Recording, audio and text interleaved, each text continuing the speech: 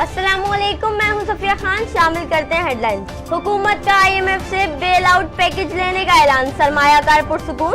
Pakistan stock market में मुस्बत रुझान, 100 इंडेक्स में 600 पॉइंट्स का इजाफा। स्टॉक मार्केट 3500 पॉइंट्स पर बंद हुई। ओपन मार्केट में डॉलर 136 रुपए 50 पैसे की बुलंद तरीन सतह पर पहुंच गया।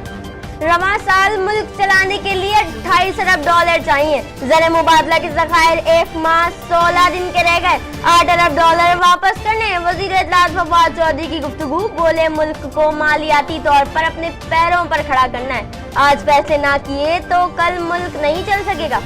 तब्दीली सरकार, IG पंजाब तब्दील नहीं कर सकती। इलेक्शन कमीशन ने IG पंजाब के तनाज़े का नोटिफिकेशन मुस्तरद कर दिया।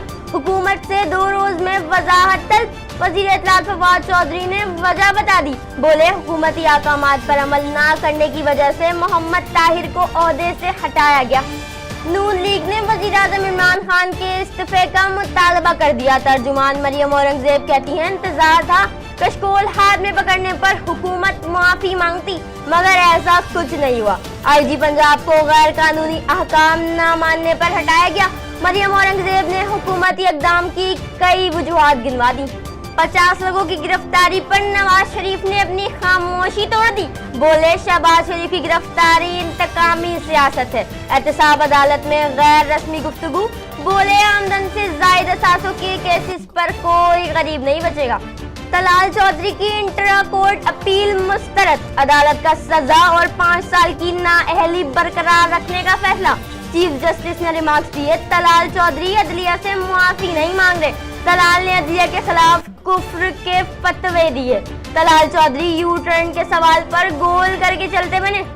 एज गार्ड 9 केस में 10.5 अरब रुपए की करप्शन का इल्जाम। नैब लाहौर में अली जहांगीर सिद्दीकी को 19 अक्टूबर को तलब कर लिया।